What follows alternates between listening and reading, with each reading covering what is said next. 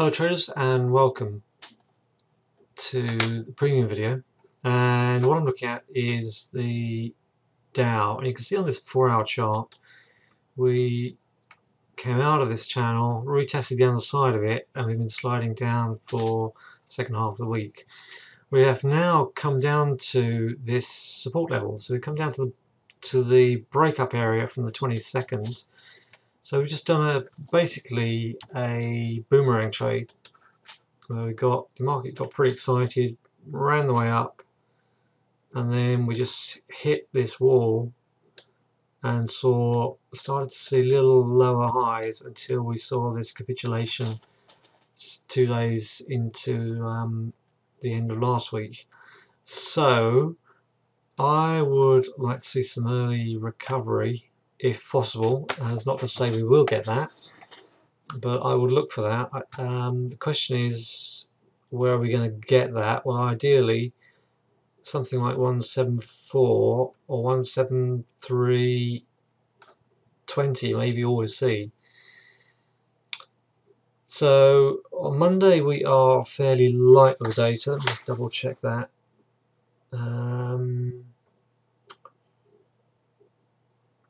Got European inflation, German monthly report, and US Empire Manufacturing Index. Otherwise, the main data is inflation for the UK and US on Tuesday,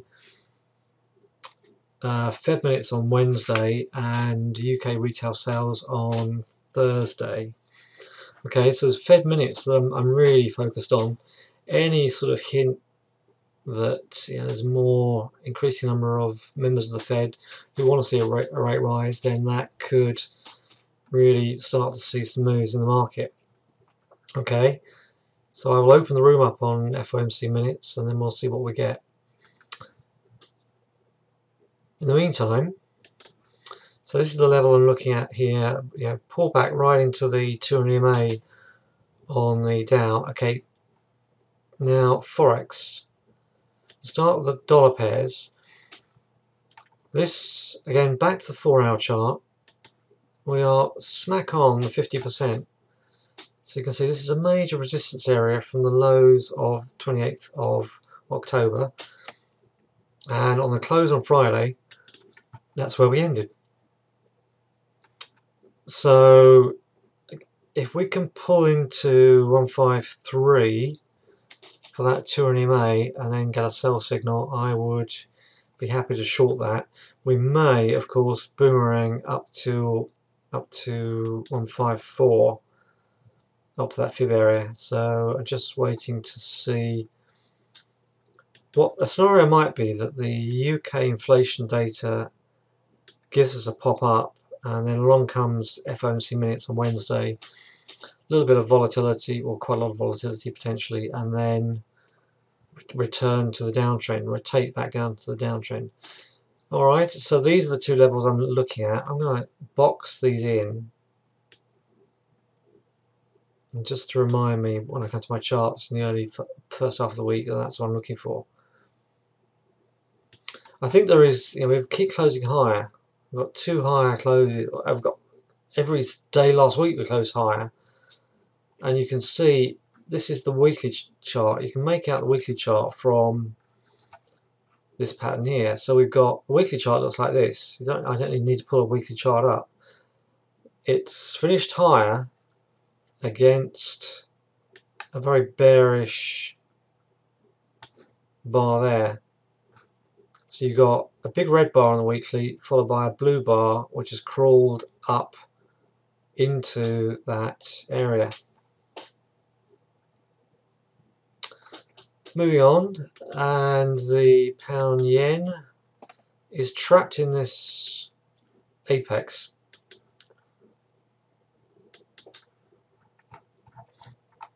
So pull out, and you can see 188, which was originally my target for this, which we've not hit. We hit a high of 187.50 area, and we're still basically spent the week inside this bar. inside this down bar here. So we came out of it and then crept back into the high, a brief moment above it, and then back in it again. Moving averages are still on the bull side, but I'm just concerned that we may be rolling over. UK inflation is going to be the key decider here, quickly followed by the day after on FOMC. So we can see we popped above here, looked all hunky-dory, didn't get above the 50-day moving average here. That's the difference. Difference here is we've got them all knotted underneath us. Here we still had the 50 above us. So that dropped that back down to the trend line and we wound our way up. But we are struggling, but still holding up. So I'm just going to stay to one side on that one and see what that might give us. Right, let's move across to, let's look at the pound CAD, because oil is so weak.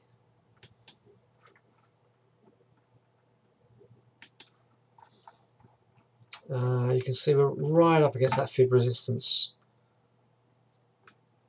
So the markets are leaving it all open. So we broke down from here and we keep just bumping against that same level.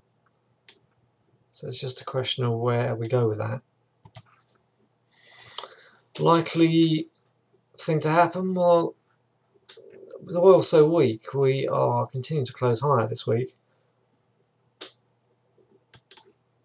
And but that's really stuck, so I'm just going to have to walk away from that and leave that one. Right, euro. Let's look at the 4 hour again.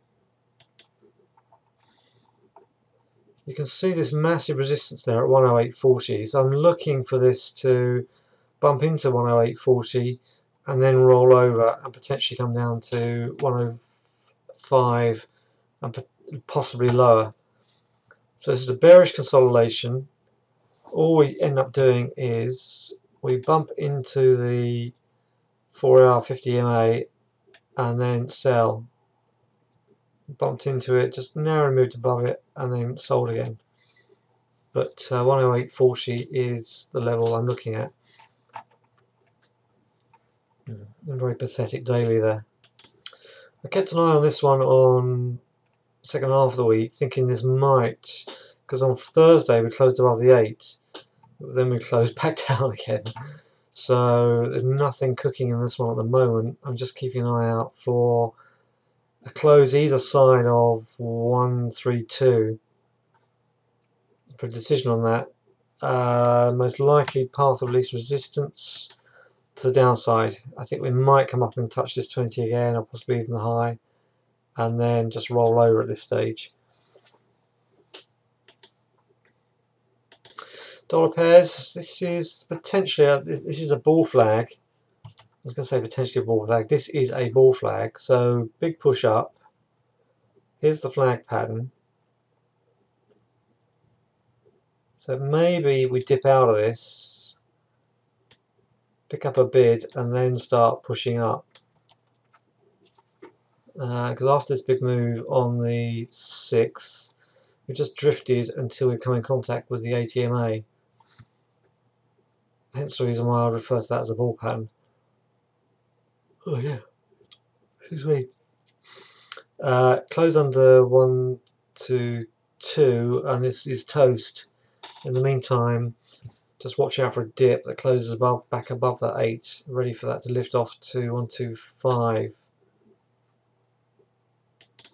Euro Aussie is the most interesting chart out there. This is a hammer on the 50% on this one. Now this marched up very, very happily in the summer. And then just wound its way down. So this is such a crucial level. What I'm going to do is I'm going to wait for it to close above this hammer-like bar, 151.50, for confirmation. Otherwise, we can't close above the 8 EMA. We could just be drifting down and on our way down to 147 and lower. May just bump into that trend line and just get crushed as well. So I'm taking my time on this one, just keeping an eye on that. Quick look at gold and oil.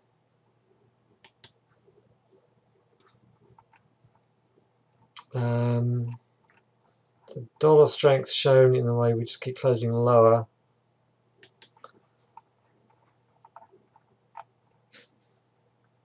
Jury's out. I think we could be on our way to $1,000. So if we close above this support, sorry, underneath the support, then we'll need to buy a pullback. Oil, just suffering under a bit of a world glut basically, and we just can't pick up. So next stop 38. A pullback to 44 to 43.50 will be good to sell at that resistance level. Otherwise, I would leave it because you're very low already. Okay, enjoy the rest of your weekend and join me for Traders Roundtable. We're looking at Forex and stock sectors, and look forward to seeing you then.